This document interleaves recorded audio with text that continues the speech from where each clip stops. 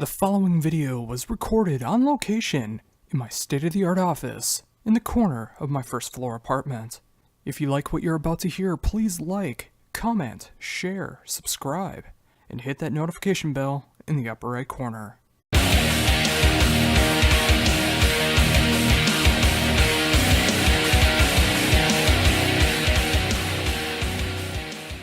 Hello? Hi. Hi, how's it going? Hello, I'm fine. How are you? I'm doing great. Thank you very much for taking the time to do this interview. Yeah, no problem. Thanks for doing it. I'm very glad to do it. Of course, we're here to talk about the debut album from Cellar Darling. This is the sound, which is available now through Nuclear Blast. And I gotta say, with being able to have the album for a few weeks now, I really love the direction that you guys have gone in. Cool. I'm glad to hear that. Oh yeah. So, with the album being out for a little bit now, what has been the reception to the album so far? It's been really good. I'm surprised. I mean, the thing is, I didn't really know what to expect. I didn't have any expectations, if that doesn't sound weird, but we just wrote music and it came out, and we didn't know what people will think of it because we were doing something very different as opposed to our previous band. And the reactions have been very elaborate. Especially, I noticed there's a lot of people who write really long messages about what the songs mean to them.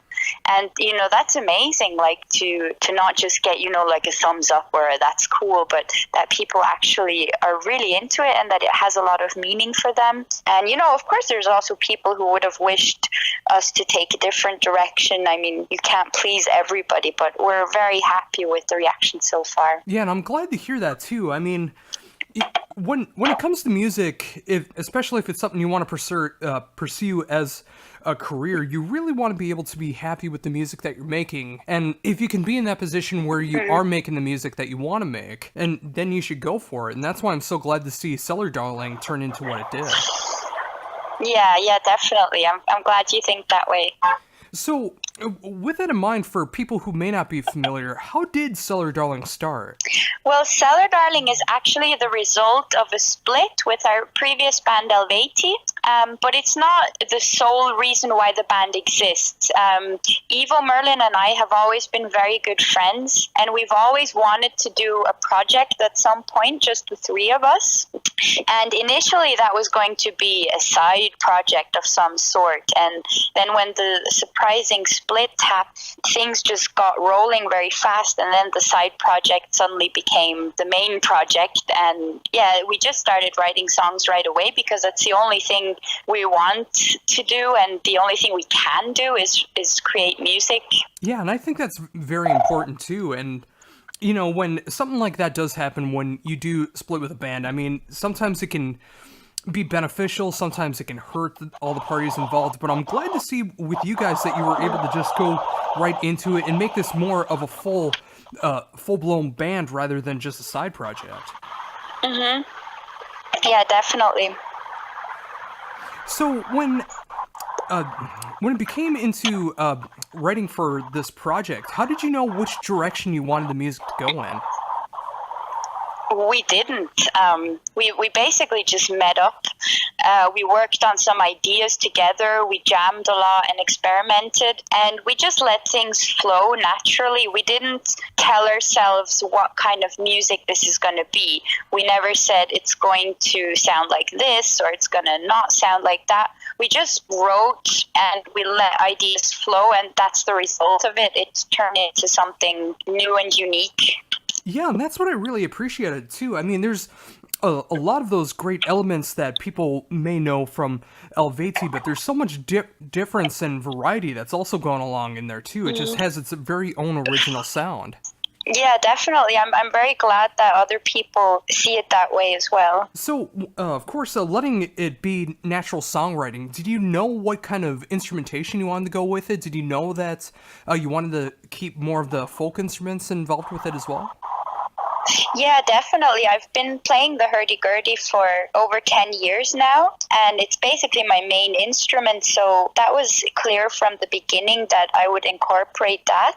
And I also started playing the flute again, and I knew that we, like all of us, really like piano as well, so that kind of magically also dropped in there somewhere. That was pretty clear from the beginning, and we wanted to stay a trio, so Ivo plays the bass on the album as well, and we have a session player for live shows. And how was that as far as the songwriting when you just how was that for the songwriting when you just had to focus on 3 collective minds rather than a bigger collection as opposed to Eluveitie?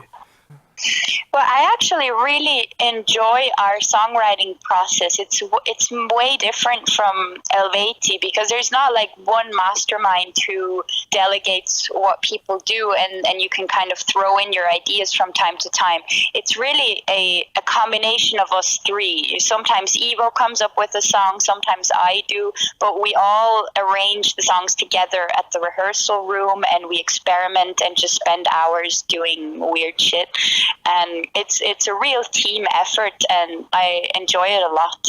Yeah, and that is always a fun way to go about it when you are just able to get into the rehearsal space, not have a set plan, and just start coming up with ideas, and once it starts sounding right, being able to make full-fledged songs out of them. Yeah, exactly. So, with that in mind, how did you go about as far as the lyrical content for the album? How did you know what direction you were going to be taking that in? That also kind of developed naturally. I wrote all the lyrics on the album, and so far I've been doing kind of different lyrical processes. Like on my solo album, you can find like the typical singer-songwriter lyrics, which are basically, I feel a certain way or I experience this, and then I'm going to write about that. And with Cellar Darling, from the beginning, I wanted to do something special. I wanted to, have the same emotions and feelings, but turn them into stories and work with symbolism and metaphors. And each song tells a different story or a poem. And the initial feeling might, it might come through. Like some people might, interpret the right thing. But in the end, everybody can interpret his own story into it, which is something I really like. So in a way, it's less personal than the lyrics I've wrote before. But it's more picturesque. Yeah, and speaking of that, being more picturesque, it's great to see the amounts of videos that you've been able to do for the album as well. I mean, it's great to see like all the different scenery and being able to match your vision of what the songs were into music video form. Yeah, definitely. With being able to cover that much ground when it comes to music videos, what was that like for you being able to do that right off the bat with the debut album from Cellar Darling? Well, the good thing is that we got a record contract almost immediately. Like the first 2 songs we released, they were self-released. Like we recorded them at my studio, and then the first video, the lyric video we made for Challenge, we did that ourselves as well. Merlin did the camera work, and I did the directing. And then, of course, with Nuclear Blast, we got the opportunity to put more budget into videos and do like a real thing. I think without them, it just wouldn't have been possible because we're poor musicians. So yeah, that's really cool. And then I did a script for both videos, and they got changed a bit. Obviously, like the video company has to adjust it to their vision and everything. But I'm really happy with the results. Yeah, I am as well. I mean, it looks very beautiful as far as the landscape and everything that's going on with the videos, and it's just with Nuclear Blast being able to have that much backing behind you right off the bat. I mean, it's really cool to see that. Yeah, that's amazing. Like the faith they put into us. I mean, they had only heard 2 songs, and we basically got a contract for an album. Like they didn't know how the album would sound in the end, and yeah, we just delivered an hour of music, and they're happy with it. So yeah, the collaboration's really great. So also with that in mind, what are the current plans right now as far as live shows? Well, right now the ball is kind of getting rolling. We have some tours at the end of the year in Europe so far. And I mean, we're working our asses off promoting the band, and we basically want to play everywhere. Like everyone who will have us, I hope, will go there. And we're going to tour with a live, like with a session bass player. Sometimes also with more musicians, like depending on what's possible. But yeah, we're still kind of working on our show. It's all really new and it feels so different. So it kind of feels like we're on the stage for the first time again. It's really weird. So yeah, that's also kind of in development at the moment. Oh, that's very cool. I mean, it's great to see that all of these plans are coming together so naturally as well. I mean, you know, just like you mentioned before, being able to just have 2 songs and then capturing the attention of Nuclear Blast and being able to develop the sound into a full album, into being able to tour with backing from Nuclear Blast. I mean, it's great to see something like this take off so much. Yeah, definitely. Yeah, we're extremely happy about that. So, with the album, of course, being out now through Nuclear Blast, have you guys thought about what you want to do next for the next release, or are you just focused on getting the band going as far as live shows and promotion? Yeah, I mean, actually, the plan was that we wrote the album now in just a year. So the plan was to now just work on live shows, promotion. But actually, I've already had so many ideas for the next album that's already in the works now. So I think there's a good chance that we'll release the next album already very soon, maybe next year. But of course, you never know. I mean, the flood of creativity might just come to an abrupt halt. So I don't want to say too much. Oh, sure. But yeah, I mean, no matter what happens, it's great to see that the creativity and inspiration for the next album is already there. Yeah, definitely. So, well, thinking about that, of course, that's still to happen in the future, but where do you want the band to go as far as, like, music creativity? I mean, do you want to stick to what you have right now? How much more do you want to venture off into different sounds? I think it's pretty hard to say because we're like the way our band works is very organic and very impulsive. There's not a lot of planning involved. I've never been a huge fan of, looking into the future and planning things.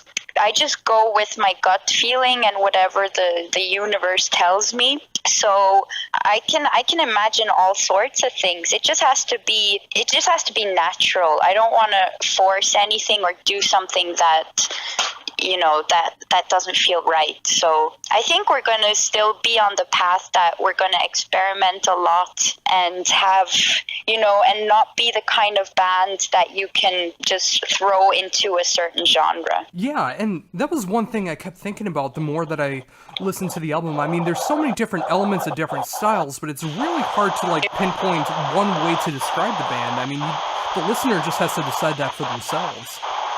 Yeah, that's true. And that's really a good thing, though. I mean, rather than feeling like you're pigeonholed into one style, you're able to make the music that you want to make without feeling forced to have to go into a particular style. Yeah, definitely. Yeah. Yeah, we've been getting all sorts of the thing was we didn't from the beginning, we said we're not going to go with a genre. We're not going to tell people we play this and this.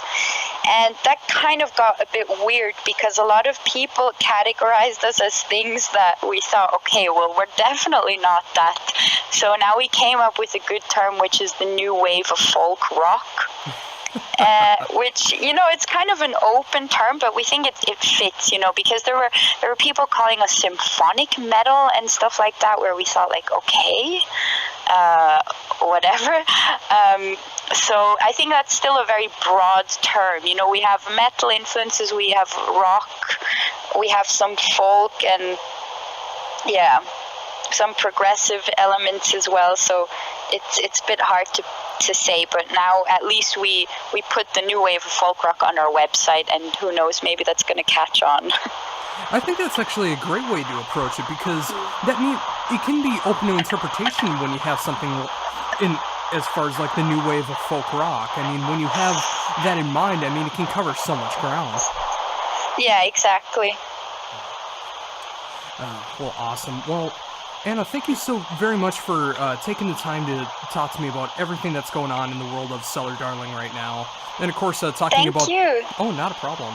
And of course, talking about the debut release from Cellar Darling, which of course is available now through Nuclear Blast. I'm very excited for all three of you guys to be able to get together, make this a full-fledged album, be able to put out a debut release so relatively quickly, and be able to already have the touring plans and future releases in mind. I really hope that it keeps catching on the way that it has, because you guys definitely deserve it. Thank you so much. Oh, not a problem. Before we wrap things up here, is there anything else you'd like to mention that I haven't brought up yet? Not really. I'm just very happy about the interest and the support, and yeah, I want to give my thanks to everybody who's into it, basically.